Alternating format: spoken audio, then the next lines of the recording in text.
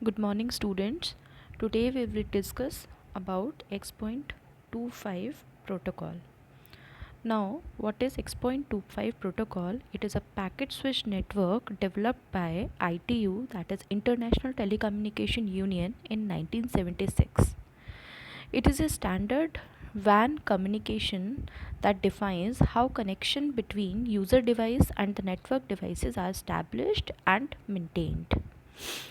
X.25 is designed to operate effectively regardless of the type of the system connected to the network. Basically X.25 क्या है? It is a protocol है. किसके लिए protocol है? WAN communication अगर process करने के लिए जो protocol यूज़ हो रहा है that is X.25 protocol. जो कौन सी टेक्निक यूज़ कर रहा है? It is using packet switching, virtual packet switching for its communication, for its connection establishment. It is regardless of the type of the device use by the network. Basically इसमें हम कोई भी device, मतलब इसके अंदर कुछ ऐसा नहीं है कि कोई पर्टिकुलर डिवाइस है जिनके बीच में कम्युनिकेशन प्रोसेस करेगा. ये किसी भी पर्टिकुलर डिवाइस के बीच में ये कम्युनिकेशन प्रोसेस कर सकता है. ये जो यहाँ पर फिगर में दिख रहा है आपका X.25 नेटवर्क, जो किस किस के बीच में कम्युनिकेट कर रहा है? DTE, एक DTE और दूसरी DTE डिवाइस के बीच में कम्युनिकेशन कर रहा है with the help of DCE. अब बात आती है what is DTE. DTE is the data terminal equipment device. These devices are end system that communicate across the X.25 network. They are usually terminals, personal computers, etc. यानी ये वो devices हैं जो आपस में कम्युनिकेट करना चाहती हैं. तो फॉर एग्जांपल ये कोई भी एक पर्सनल कंप्यूटर भी हो सकते हैं, कोई टर्मिनल्स भी हो सकते हैं जो आपस में कम्युनिकेट करना चाहते हैं. अब बात आती है what is DCE, that is data communication equipment. ये इक्विपमेंट क्या है? जो इस कम्युनिकेशन को सक्सेसफुल कर रहे हैं, जो कम्युनिकेट करने में हेल्प कर रहे हैं. For example modems end packet switch that provide interface between DTE devices and other connecting devices. Okay. Now X.25 session establishment and virtual circuits. Okay. Now session establishment का मतलब है कि X.25 का जो सेशन है, जो कम्युनिकेशन प्रोसेस है, किस तरीके से इस्टेब्लिश होगा. मेरे इसमें जैसे एक कोई DTE डिवाइस है, अगर उसको किसी दूसरी DTE डिवाइस से कम्युनिकेट करना है तो सबसे पहले उसको एक रिक्वेस्ट करनी पड़ेगी एक DTE डिवाइस को दूसरी DTE डिवाइस से for communication process.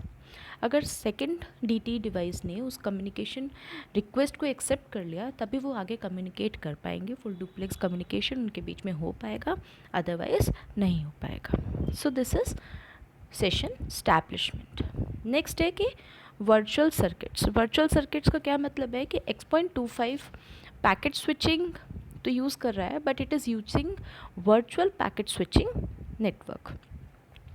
Actually, X.25 is a packet switch virtual circuit network. Virtual circuit क्या है? जो आपने पहले DCN में भी पढ़ा होगा कि virtual switched packet network. वहाँ पर क्या होता है कि जैसे सर्किट स्विचिंग में एक कनेक्शन पहले से इस्टेब्लिश रहता था, परमानेंट कनेक्शन दो डिवाइसेस के बीच में for the communication process.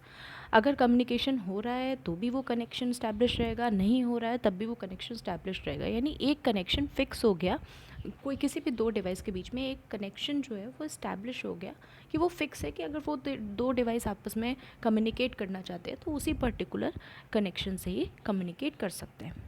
Virtual circuits में क्या है? यहाँ पर एक वर्चुअल सर्किट यानी एक लॉजिकल कनेक्शन स्टैब्लिश होता है फॉर सम ड्यूरेशन. वो लॉजिकल कम्युनिकेशन कनेक्शन स्टैब्लिश होगा किसी भी दो डिवाइस के बीच में और उस कनेक्शन की हेल्प से वो दोनों आपस में कम्युनिकेट करेंगे. यहाँ पर दो तरीके के वर्चुअल सर्किट एग्जिस्ट करते हैं जिनका नाम है स्विच्ड और परमानेंट. स्विच्ड वर्चुअल सर्किट्स कौन से होते हैं? वो टेम्परेरी कनेक्शंस होते हैं जो यूजुअली बहुत अनफ्रीक्वेंट डेटा ट्रांसफ़र है. जो दो डिवाइसेस हैं जो बहुत आपस में उनका जो कम्युनिकेशन की जो फ्रीक्वेंसी है वो बहुत ज़्यादा नहीं है, तो उनके बीच में जो होगा वो टेम्परेरी कनेक्शन इस्टेब्लिश होगा. दूसरे आते हैं permanent virtual connections. Virtual connections वो उन दो डिवाइसेस के बीच में होते हैं जिनका बहुत फ्रीक्वेंट डेटा ट्रांसफ़र होता रहता है, तो इसलिए वहाँ पर जो हम यूज़ करते हैं वो हम यूज़ करते हैं permanent virtual circuit. Okay, next आता है X.25 protocol suit. Protocol suit का अगर मैं इसको कंपेयर करूं OSI लेयर्स से, OSI लेयर्स में आप जानते हो कि 7 layers are there in OSI model. अगर मैं उससे कंपेयर करूं तो X.25 में सिर्फ और सिर्फ 3 लेयर्स रहेंगी, जिसमें OSI में आपकी application, presentation, session, transport, network, data link, physical थी, लेकिन X.25 में सिर्फ 3 लेयर्स हैं, दैट इज़ पैकेट, फ्रेम और फिजिकल। क्लियर? अब सबसे पहले हम अगर बात करें फिजिकल लेयर की, फिजिकल लेयर किससे डील करता है? Deals with the physical interface between an attached station and the link that attach that station to the packet switched node. Basically इसके साथ जो प्रोटोकॉल यूज़ होता है फिजिकल लेयर में, दैट इज़ X.25 जो सबसे ज़्यादा यूज़ होता है। क्लियर?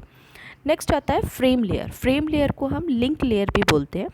इसका क्या काम है? इसका काम है it facilitates reliable transfer of data across the physical link by transmitting data as a sequence of frames. मतलब ये जो डेटा है, डेटा को फ्रेम में कन्वर्ट करके फिर उसको आगे फॉरवर्ड करता है। यानी एक कोई भी पर्टिकुलर डेटा है उसको एक प्रॉपर फ्रेम फॉर्मेट में कन्वर्ट करके, जैसे इसके साथ जैसे हम HDLC में पढ़ते थे, HDLC जो फ्रेम फॉर्मेट डिज़ाइन करता था, यानी इसका काम है बेसिकली फ्रेम फॉर्मेट डिज़ाइन करके डेटा को एक पर्टिकुलर एक प्रॉपर फ्रेम में कन्वर्ट करके फिर उसको आगे ट्रांसमिट करना।